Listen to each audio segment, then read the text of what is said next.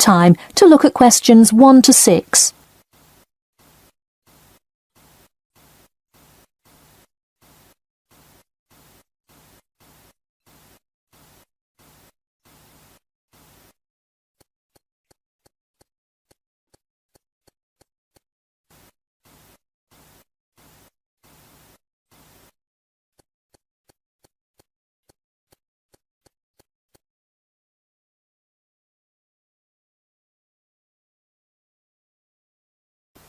Now we shall begin. You should answer the questions as you listen, because you will not hear the recording a second time. Listen carefully and answer questions 1 to 6. Hello? Yes, I'd like to speak with Janet Evans, please. Speaking. Hi, Miss Evans. This is Jim Rodriguez calling from Farrelly Mutual about your recent homeowner's insurance inquiry. Yes, hi. Thanks for returning my call. My pleasure. I understand you are potentially interested in insurance for a bungalow located a bit out of town. Could you give me the address? Sure, it's 49 Greenway Court. Greenway is one word. Thank you. All right, and would you prefer to be contacted via email or phone? Either one is fine. Maybe try emailing me first, and as an alternative, I can give you my phone number. Great, and what is your email address? pk2@cat.com. Did you say cat as in the animal? Yes, it is the acronym for the construction company I work for. I'm sure you've seen them around. Yes, I have. And could you give me your primary phone number and the best time to reach you? Sure. The number is 020-4251-9443. I am generally unable to answer my phone at work, but any time after 5:30 p.m. is fine. I will make a note of that here. Now, I'm going to ask you a little bit about property itself, so we can make an accurate estimate of the cost of insuring your home. Could you tell me the size of your house? Well, I don't have the exact measurements, but I'm pretty sure it's right around 80 square meters. Should I measure it and call you back later? No, that's completely all right. I'll write 80 square meters for now to get the estimate, and then an agent will come get the exact measurements later on if you decide to purchase our insurance. Okay, great. And what material is your house made of? For example, wood, brick, stucco? It's mainly brick. Great. That will give you a lower rate than most of the materials, since it is so strong. Wonderful. And do you have any sort of home security, Miss Evans? We don't have a fence or anything yet, but we have an alarm system that we use regularly. Good. Before you hear the rest of the conversation, you have some time to look at questions 7 to 10.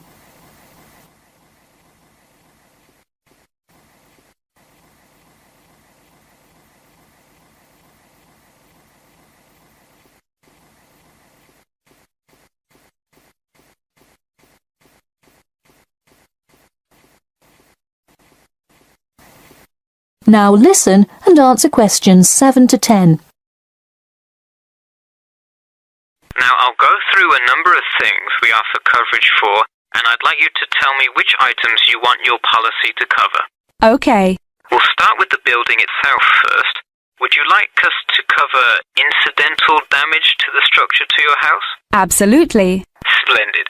And the contents inside your house? We usually cover all items with an appraised value of about £200. Would you like us to cover theft and damage beyond natural wear and tear? I will let you know that the second option here will come with a considerable increase in your rates. I think I'd just like the contents of the house to be covered against theft then. All right, and would you like any other insurance? Fire, flood, etc.? Yes, I definitely want flood coverage. It rains a lot here and the drainage system in the area is not the greatest. Okay, I am calculating your quotation now. It will just take a second.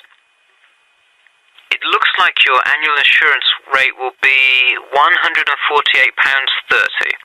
Thanks, that seems somewhat reasonable. I would like to take some time to think about it. How long does it take to begin receiving coverage after signing up?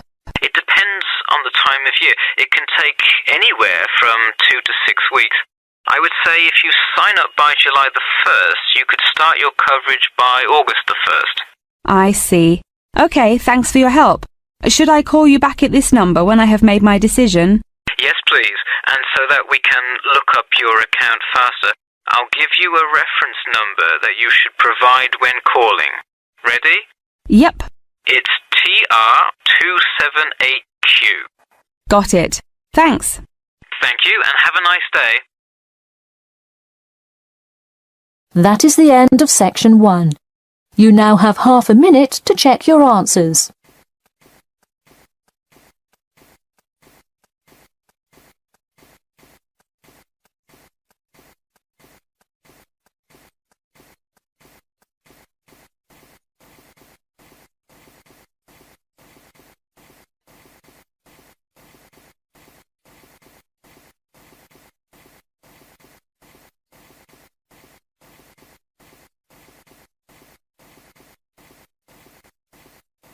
Now turn to section 2. Section 2. You will hear a talk about a pool and outdoor venue created by some people. First, you have some time to look at questions 11 to 14.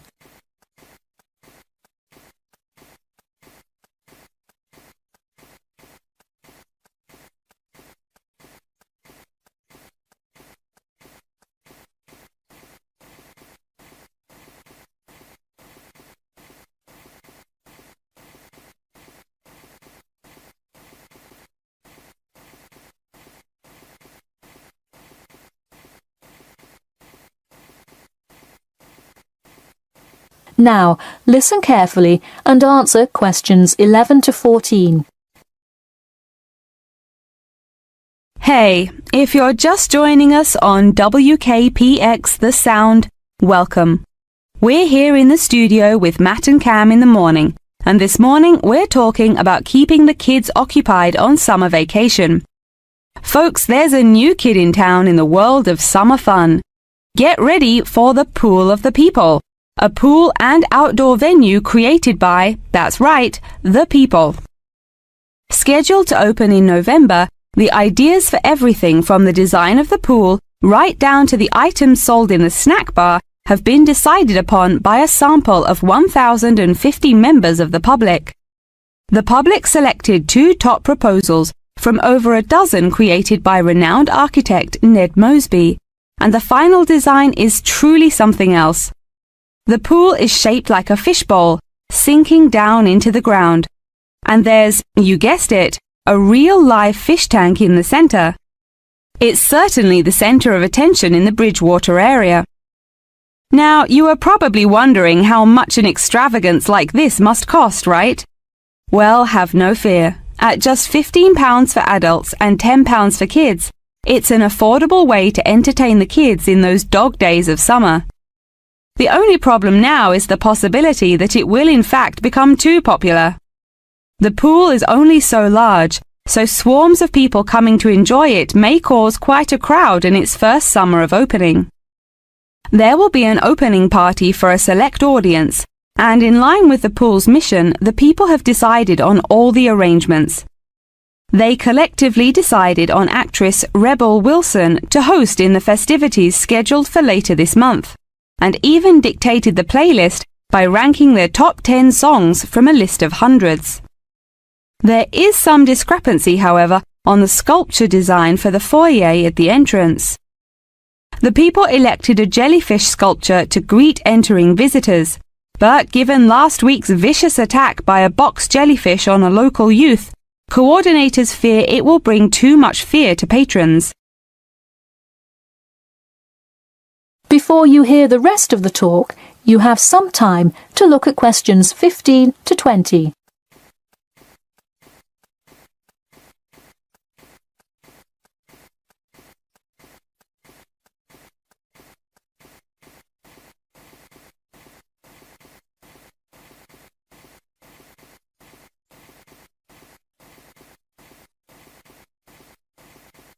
Now listen and answer questions 15 to 20.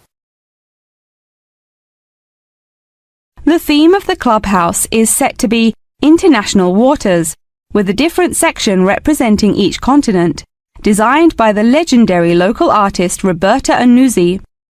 Representing Asia in the reception area will be a mosaic made up of prominent animals indigenous to the continent. A camel, a panda, and the Siberian white tiger, to name just a few. In the West Lounge, feel the cool, icy vibes of the Transantarctic Mountains of Antarctica. Makes you cold just thinking about it, doesn't it? Just seeing a wall with a mural of the glacial mountains is almost enough to cool you off on a December afternoon. Almost. Why not make the trip to the pool a social studies lesson at the same time? The theme in the ladies' lounge room for Africa may not be what you expected. A safari? Drum music? The Nile River? No. Did you know that Africa was home to the first jewelry? I sure didn't. By contrast, as you may expect, North America's theme for the card room is as modern, even futuristic as it gets. Annuzzi created for North America a sort of absurdist print, interestingly juxtaposing the moon landing of 1969 with an abstract depiction of humans living on Mars. Seems to me like an interesting commentary on the future of space exploration. And in the men's lounge room, the ancient forts of Sparta, Rome, Greece, and other European civilizations fittingly exhibit the strength and combatant characteristics of these societies.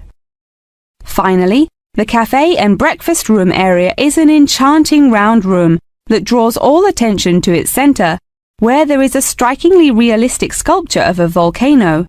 The delicious food may actually be only the second most exciting part of this room, in comparison to the 9-foot statue, complete with brightly colored molten lava to characterize South America. Honestly, it is like a museum visiting each room of the clubhouse. Why not make the trip to the pool an educational one for the kids? We're going to take a quick commercial break here at WKPX, but we'll be back in 10 with more on what's touted to be the summer's hottest place to beat the heat. That is the end of section 2. You now have half a minute to check your answers.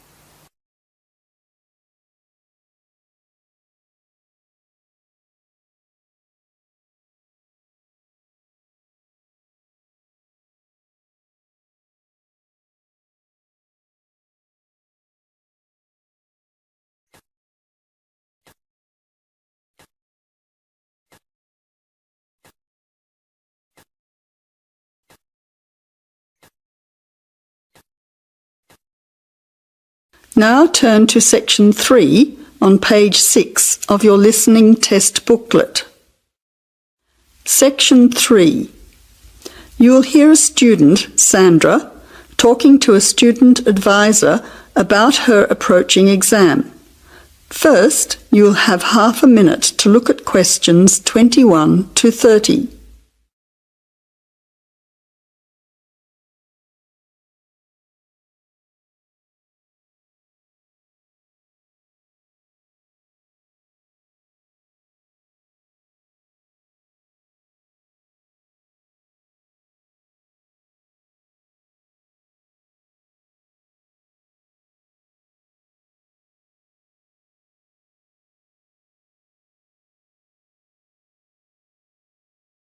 Now listen carefully to the conversation and answer questions 21 to 30.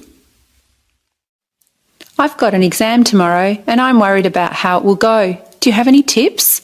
I think I'm well prepared. I've done all the revision and I've been practicing lots of exam questions, but I still feel nervous about the exam itself. I know what you mean, but if you're well prepared, you should be fine. You just need to stay calm and keep reminding yourself that you are prepared. That's easy to say, but in an exam, unexpected things happen.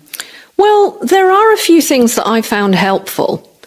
You don't want to run out of energy or feel sleepy during the exam, so make sure you eat something beforehand. Also, it's a good idea to leave home early to allow for any traffic jams or parking problems. You don't want to arrive late, or even worse, miss the exam altogether. That's good advice. But if I get there too early, I might start getting nervous while I'm waiting. That can happen, especially if you start talking to others about the exam. You know how they can start saying things like, there's bound to be a question on such and such, or most people failed this subject last year. I found that this kind of talk can just make you panic. So if you arrive very early, read through your notes while you are waiting. I think you'll find it helps you to stay calm. OK. What about during the exam? I keep thinking about the things that can go wrong. Well, I think the most important piece of advice would be to read the instructions and questions carefully. Make sure you know how many questions and sections there are so that you don't miss any. Then make sure you know how you're expected to answer them. Yeah, it would be terrible to fail because I missed a whole question or section. That's right. Timing is also important. You don't want to miss a question because you run out of time either. Allocate a time for each question and stick to it. And because timing is vital during an exam, I always wear a watch just in case there isn't a clock in the exam room. It helps to keep you on track. Also, if you see that time is running out, briefly answer or just guess the answer to as many of the questions as you can. Yes, especially for multiple choice questions. I could be lucky and select the correct one. True. Even if you don't know the answer, you could still gain valuable marks by guessing. Another important thing is to write the number of words required for an essay question.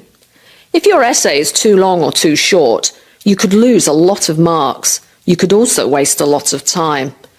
And I have seen students do badly because they spent too much time on one essay, then didn't have enough time left to complete another one. So look to see how many marks are allocated for each essay and divide your time accordingly. Thanks. Look, this is all terrific advice, but what if I suddenly start to panic or get a memory block in the middle of the exam? Well, you have to think positively. You know you are prepared and you know that you can pass.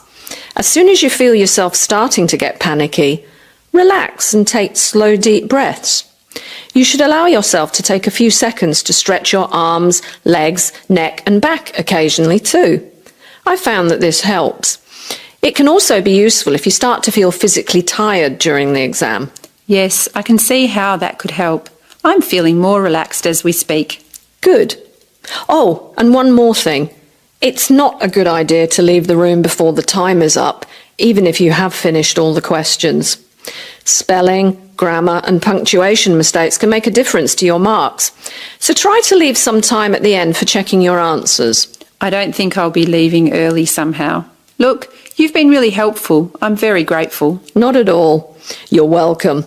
Just remember that you've worked hard on your preparation and you are familiar with the exam. Think positively and stay calm. I'm sure you will do well. Good luck for tomorrow. Thank you very much. That is the end of section 3. You now have half a minute to check your answers.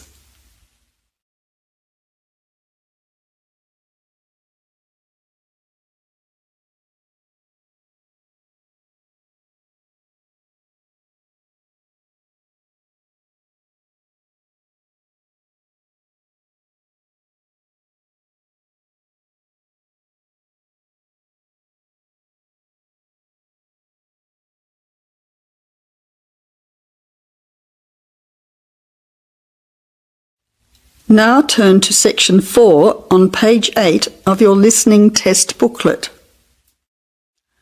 Section 4. You will hear a talk by a financial advisor about debt. First, you will have half a minute to look at questions 31 to 40.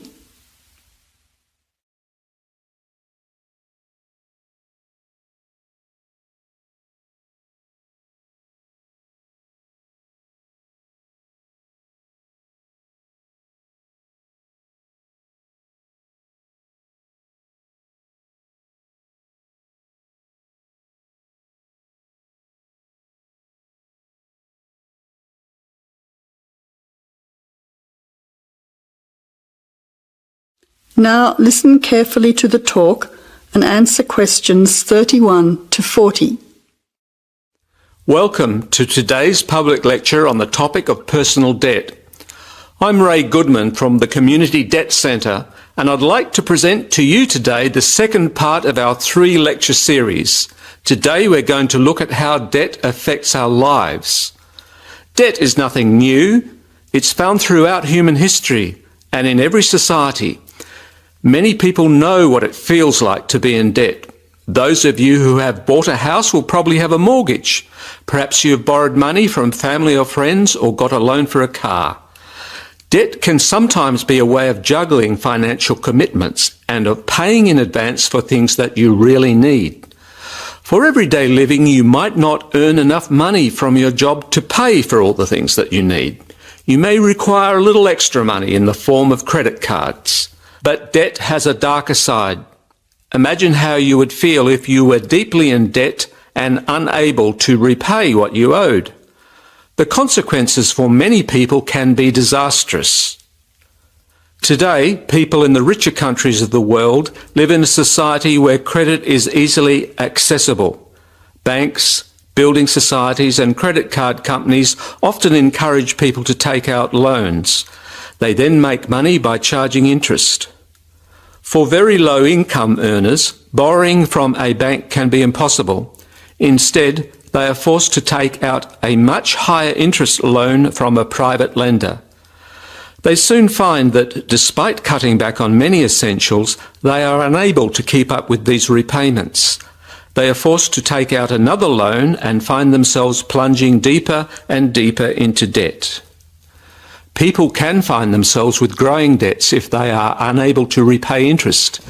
This may be because of a sudden life-changing event, such as a business failure or losing a job.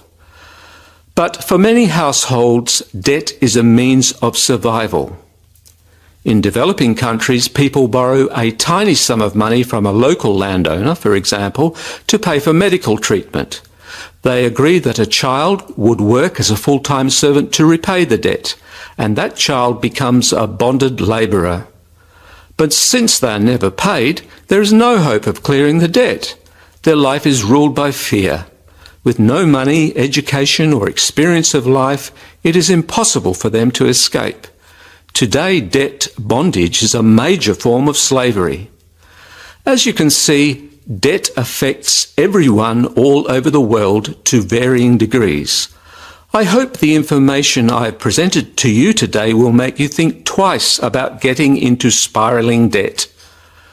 Of course, if you are already finding yourself in financial difficulties, please make an appointment to see one of our helpful staff members after this talk. Thank you. That is the end of the listening test. You now have half a minute to check your answers.